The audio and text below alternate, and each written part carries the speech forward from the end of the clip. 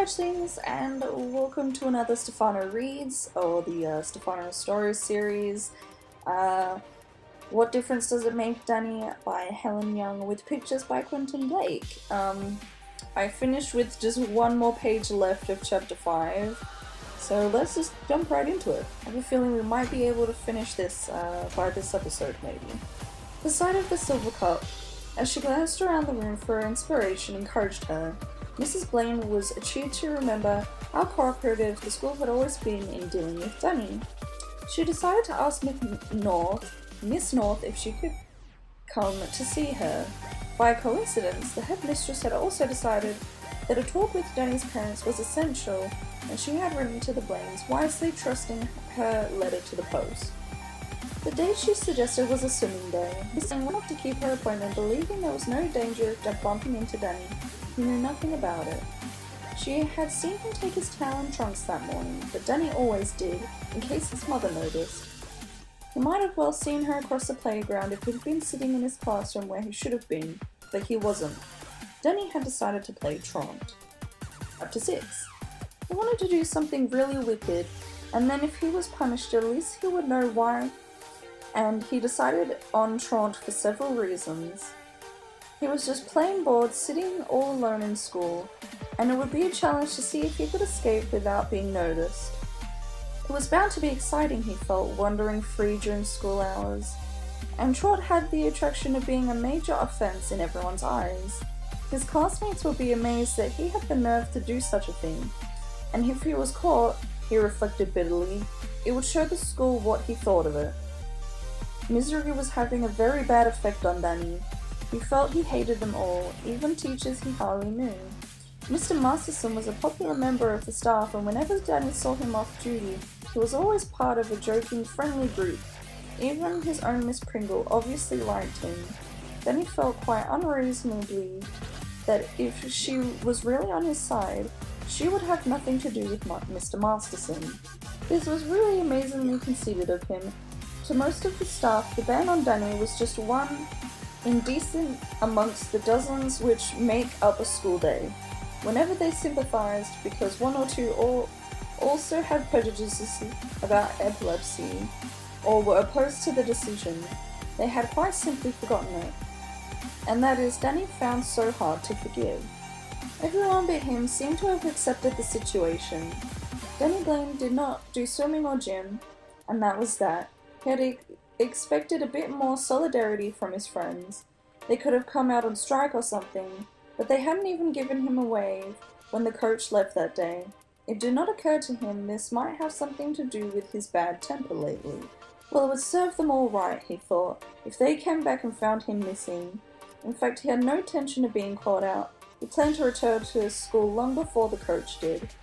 He would like to have strolled boldly across the playground and out of the main gate, but he didn't quite dare, and that was just as well. If he had, he would have met his mother hurrying to keep her appointment with the headmistress, planning what she would say. As she took a seat in Miss North's office, Danny was climbing the wall behind the infant block. He dropped into the streets, which somehow looked quite different in Forbidden Time. "There's something I ought to tell you, Mrs. Blaine," Miss North began, and was sorry to see the shocked look of alarm her words inspired. "Danny's not in trouble, is he?" asked his mother anxiously.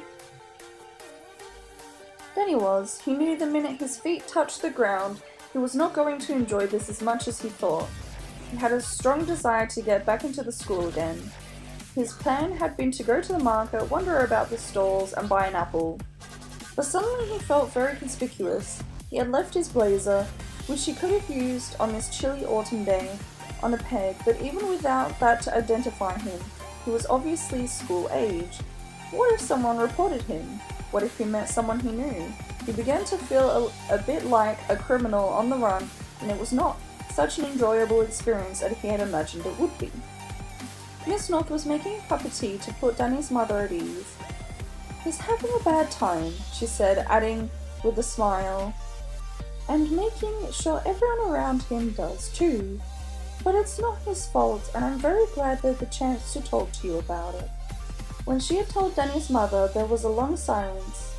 Mrs. Blaine did not trust herself to speak and knew she must control herself before she said anything.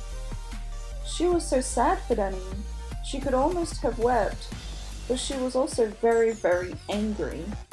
To gain time while she brought her feelings under command, she said stiffly, "It's kind of you to be so sympathetic, Miss North.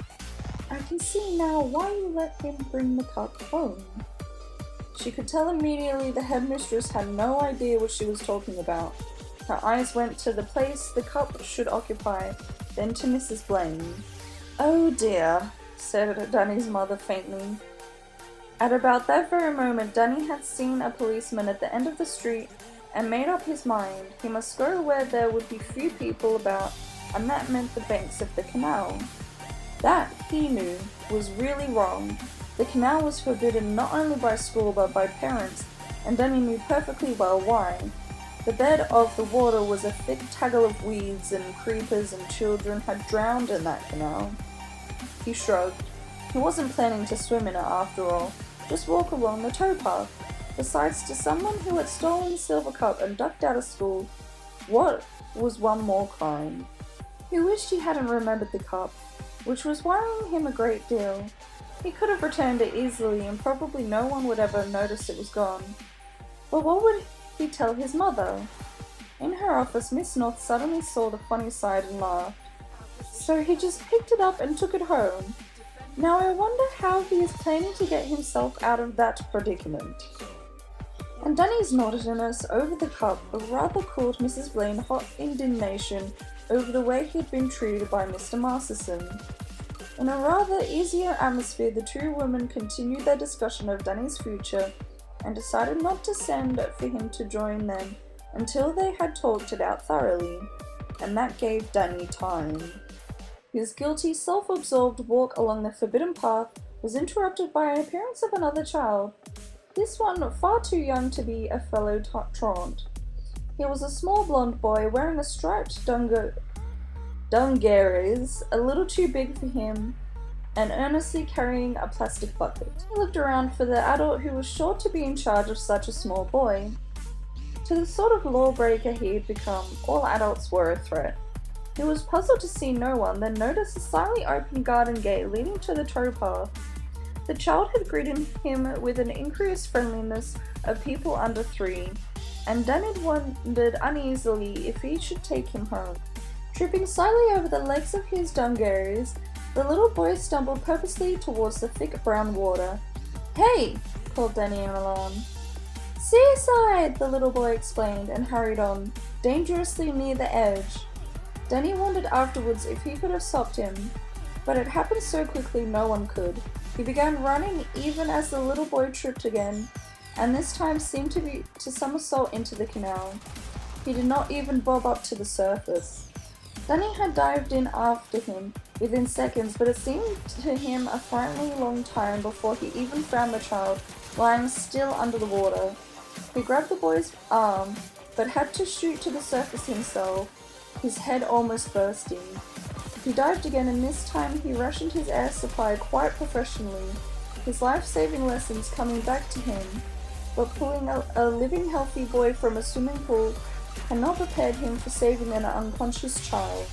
The weight of the 2-year-old amazed him. Even as he struggled to the surface for a moment, all he could do was tread water, supporting the boy so that his face was clear.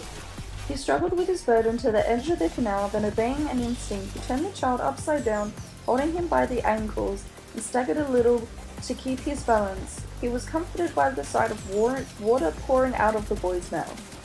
"Cry," muttered Danny. "Please, cry." The child, his face colourless, was silent. Danny placed him face down on the towpath and knelt over him, pumping his back. When he had all but despaired, tears rolling unannounced down his cheeks, he turned the limp boy's body around, pinching the nose close, and began to breathe into his mouth.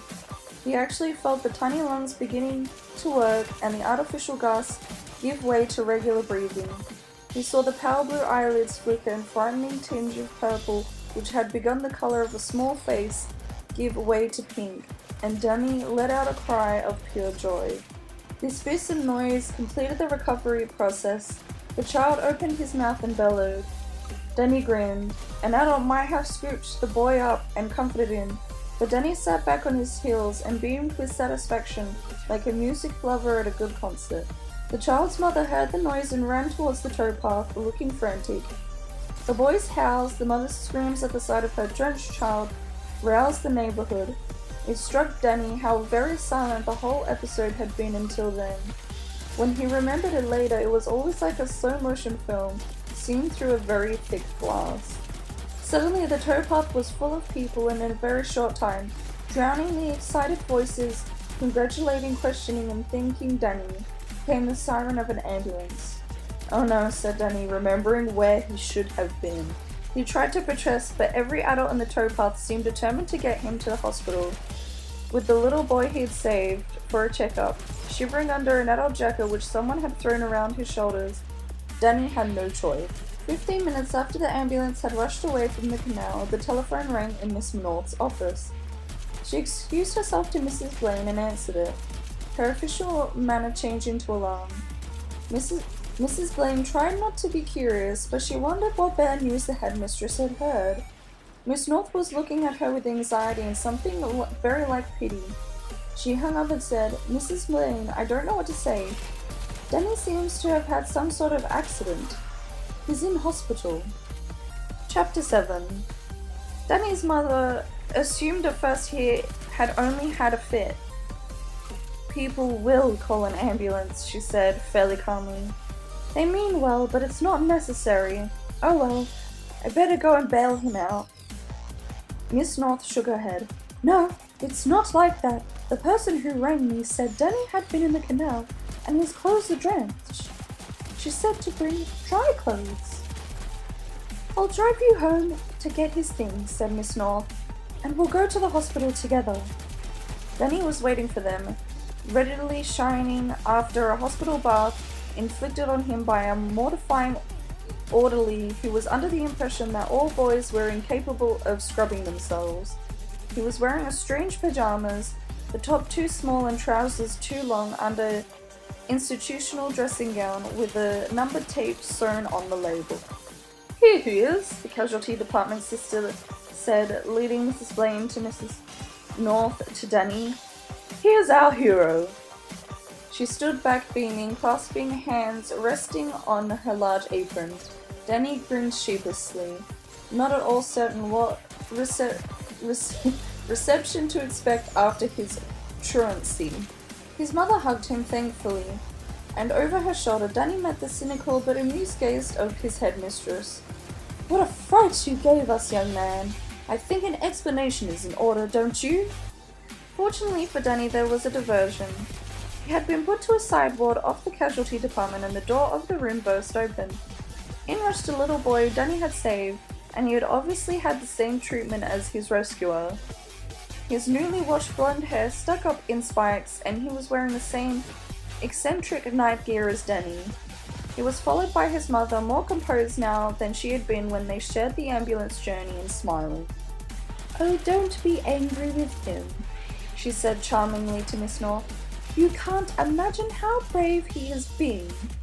She took her little boy's hand. "There, Robin, say thank you to Danny." Robin shook his head and Danny blushed with embarrassment. The child's mother frowned. "Robin, Danny pulled you out of that horrible canal. If it hadn't been for him, you would have drowned." But Robin didn't know what drowned meant, and although he could remember falling in, he couldn't remember being pulled out. "Don't you want to say thank you?" Robin considered. "No," he said positively, and everyone laughed. Robin laughed too, pleased that he had made a joke. "No what?" said his mother quickly, knowing what his response would be. "Thank you," said Robin promptly, and looked pleased again at the mirth he seemed to have provoked. "And I'd like to thank you, Poppy, too," said Robin's mother, and planted a kiss on Danny's scarlet forehead. Mrs. Blaine could see it was time to rescue her son from his admirers. "I'm proud of you," she told him, and Miss North drove them home. "The whole school will be proud of him," said Miss North. "How are you going like being a hero, Danny? He thought about it. It's going to be a bit embarrassing, he said. It might have its compensations, said Miss North with a smile. And it did. Teachers who had come to regard him as a thorough nuisance greeted him with clasps in the shoulder and beaming smiles. School friends who had been put off by his showy phase crowded eagerly around him in the playground. Danny could not keep a smile from his face. There was just one disappointment. The teacher he most wanted to impress, Mr. Masterson, was not there. Mr. Masterson had broken his leg doing what he thought his pupils never to do, running along the edge of the swimming pool. He heard the news though. Mrs. Pringle visited him, specially to tell him.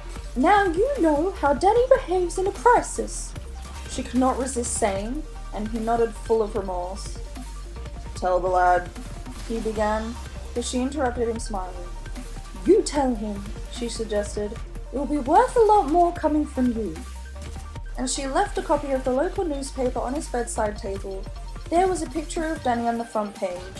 The newspaper had sent a reporter and a photographer to interview him the day after the accident, and they insisted on taking pictures of him on the towpath. They wanted the little boy Robin in the picture too, but his mother shuddering, refusing to let him go near the canal. Danny was asked a lot of questions, but fortunately not the one he dreaded. Where are you going on the towpath during school hours? Is it true you're an epileptic? Asked the reporter. It's true I have epilepsy, he answered carefully and tried to explain, but he could tell the reporter wasn't paying attention. How did you feel when you saw the kid go under? Were you scared? Have you had life-saving lessons? Did you have to give the kiss of life? The newspaper came out 3 days later and the headline on Danny's story read, Epileptic Saves Drowning Baby. Danny took the newspaper into Miss North's office and found her desk already piled with copies. I told them it's wrong to say I'm an epileptic, he said. Miss North gave him a very meaningful look. You can't win them all, she said. At least they didn't say, Trot saves drowning baby. Danny looked at her guiltily, and to his relief saw laughter in her eyes. He knew gratefully that was all she was going to say about her. Even when the excitement had died down, it wasn't over for Danny. He had been recommended for a Royal Humane Society award, and a few weeks later he was told he was to receive one. 2 policemen came to the school to represent it, and the sight of them, Danny remembered his feelings of guilt about the silver cup. Now restored to its place of honour in Miss North's room. There was a full assembly to see the award and lots of visitors. Mr. and Mrs. Blaine sat in the front row with the school governors and the parents of the boy Danny had saved. The reporter was there too, and this time Miss North spoke to him, so Danny knew they'd get it right in next week's newspaper.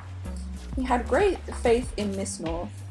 The ceremony ended with a speech from the child's father, who had an award for Danny. A cheque for £100. £100?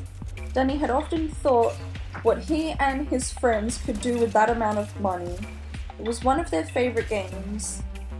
He could certainly afford to join the sports centre now. It was at that moment he noticed amongst the audience a crutch leaning against a chair, Mr. Masterson.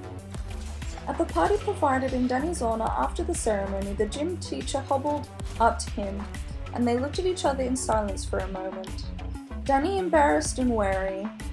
A quiet had fallen in the hall and everyone heard Mrs. Masterson opening words.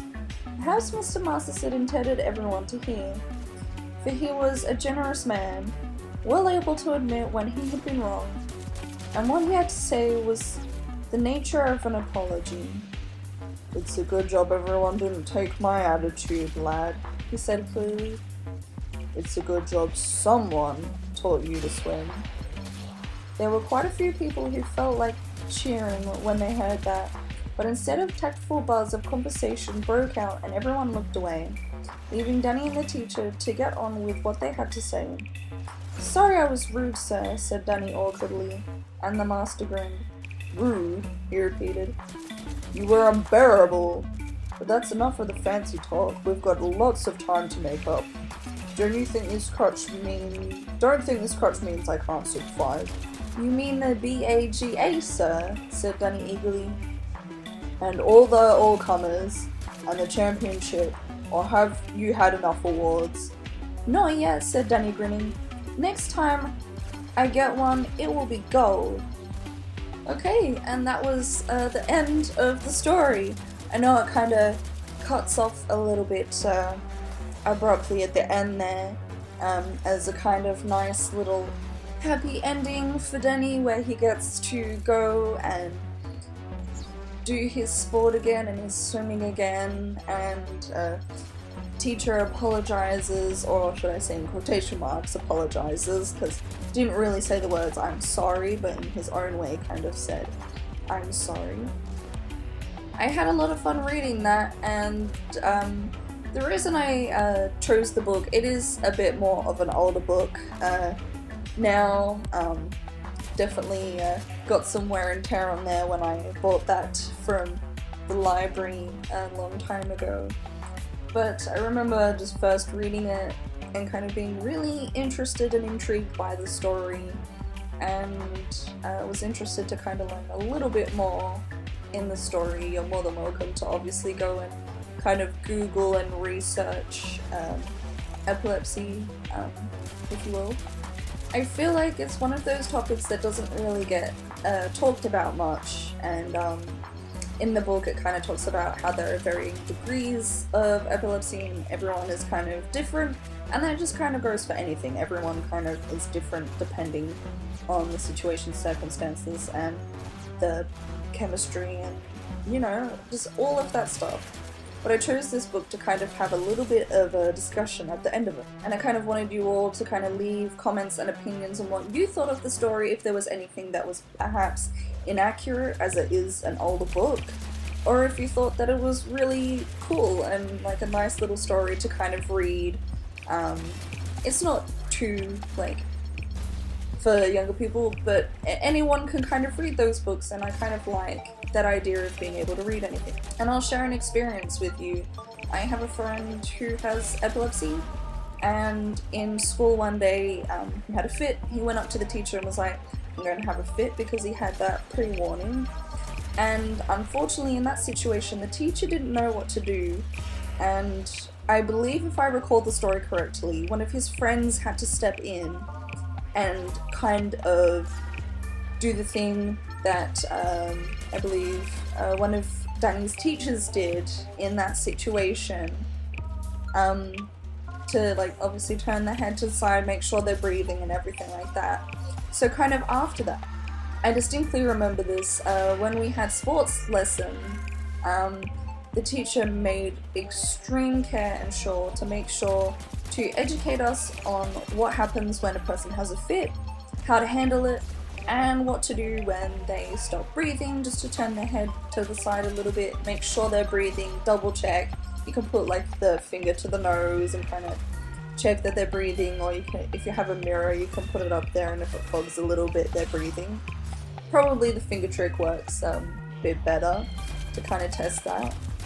And I do honestly believe that I think more education and stuff like that is extremely necessary in schools, because it kind of avoids that situation where the teacher has no idea what to do because they haven't researched it, which is poor on their behalf because they knew they were teaching someone with epilepsy, and the fact that they didn't research it or have any idea on how to deal with the situation was just extremely poor in my opinion.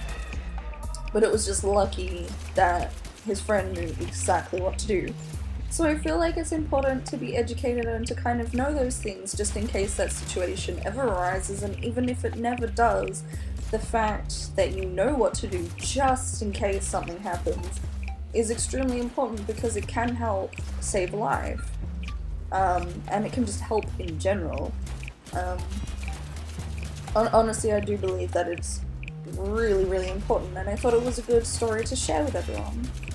I want you to tell me, do you have any experiences like that? Do you know someone who has epilepsy, and if you've ever seen a fit or know how to deal with it, one, when it comes like to that situation, if it ever occurs in the first place anyway. I want to know like your thoughts and opinions. Obviously with my story I never got to see what happened, I was more just kind of told about it secondhand, so there is a big chance of me misremembering and misrepresenting things, but I thought it was just good to share anyway, to kind of put the story out there and read the book. You know, what's your opinion on it, and all of that stuff. It's kind of like those little book clubs where you read a book and you're just like, hey, what did you think of the book, and is it accurate? I did notice some things that aren't really used nowadays, particularly just like a few tiny increment of words, or the way the sentences were laid out is probably not how it's laid out, I would say, now anymore.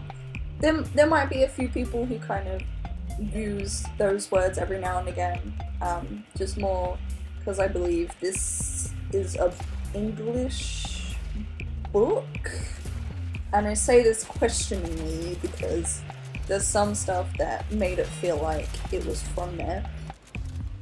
Actually, when researching it, it says it is in Australia, like Australian book / writer, but do also remember that a lot of people from Australia came from England, so that could also be that background. Yeah, but apparently it's an Australian book.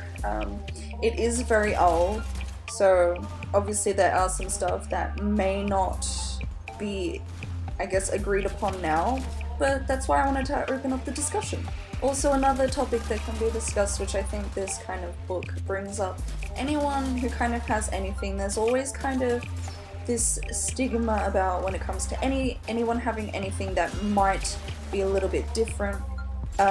Kids and adults can often be dejected, rejected, feel, I guess, in quotation marks, they're not normal, so you don't treat them in quotation marks as normal, which no one is really normal anyway. And if you say you're normal, you're lying, because there's no such thing anymore as normal. But it was just kind of a nice topic to bring up, and probably a really interesting topic, especially when it was written and brought up. But yeah, leave the discussion open if you feel like my thoughts and opinions on everything was also not quite correct. Let me know. Leave it in the comments. Let me know what you feel and think. Hopefully you did enjoy this series though. Thought it was just something nice to bring up and have like a little book discussion afterwards, that like they do with the little book groups. And if you did enjoy it, I recommend you to waddle over to the like button and slap the subscribe to become Ashling. And I'll hopefully see you, not sing you. I'll hopefully see you in a wingspan. Was that a little bit weird? Yeah, just a tiny bit. Okay, I'll go now before it gets too awkward. Bye.